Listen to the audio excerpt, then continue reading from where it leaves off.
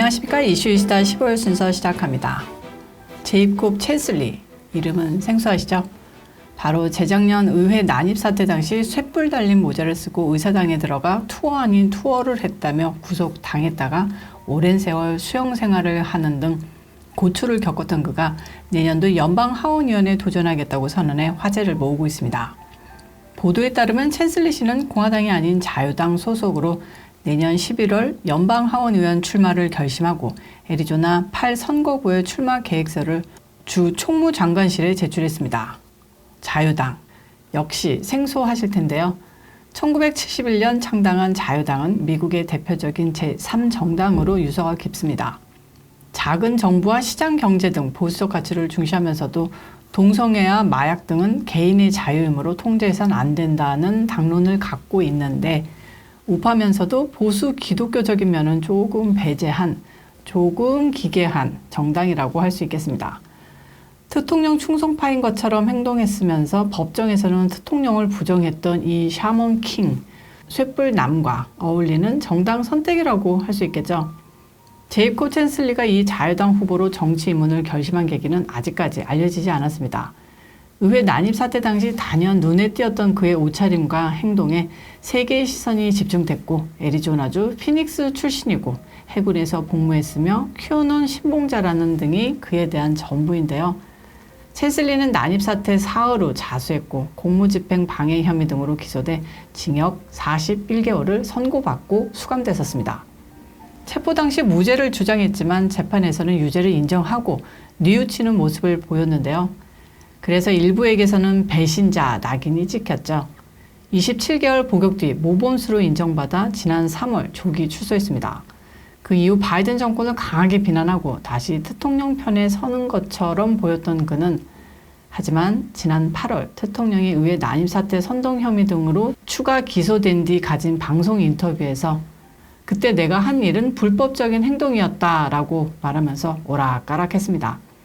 말 바꾸기 솜씨가 정치인 뺨친다는데 진짜로 선거에 출마를 하네요. 아무튼 종잡을 수 없는 이 사람 계속 지켜보도록 해야겠습니다. 다음 소식입니다. 모처럼 트럼프 대통령에게 유리한 판결이 잇따라 나오고 있습니다.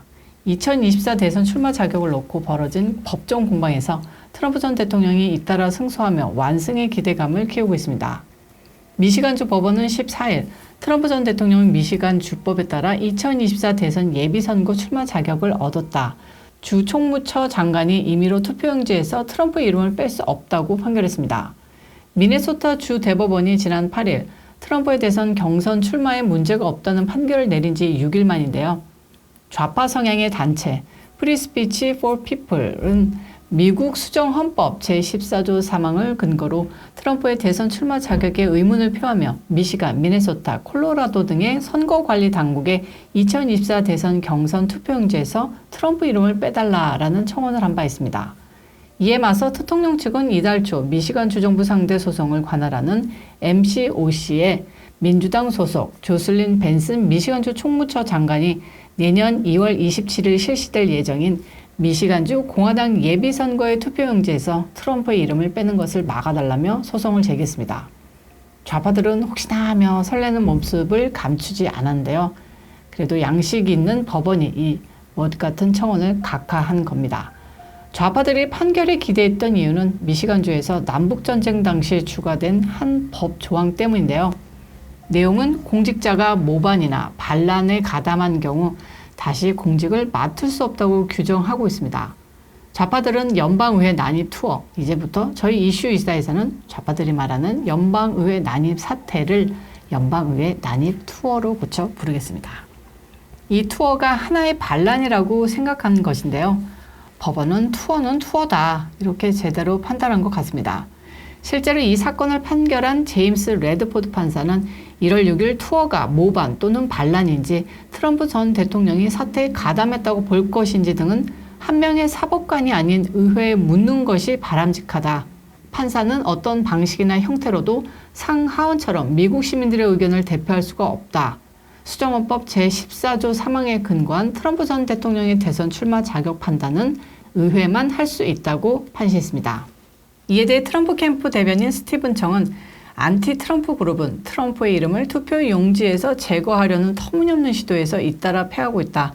모두가 바이든 캠페인에 돈 많은 협력자들이 조율하는 비헌법적 좌익 판타지이기 때문이라고 일갈했습니다. 단어가 참 신박하네요.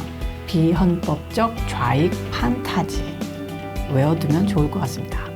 오늘 짧은 수다는 여기까지고요. 시청해주셔서, 청취해주셔서 감사합니다. 제가 오늘 얼굴 상태가 조금 안 좋은 관계로 영상 자료로만 여러분들을 만나 뵀는데요. 저는 다음 영상에서 찾아뵙도록 할게요. 안녕히 계세요.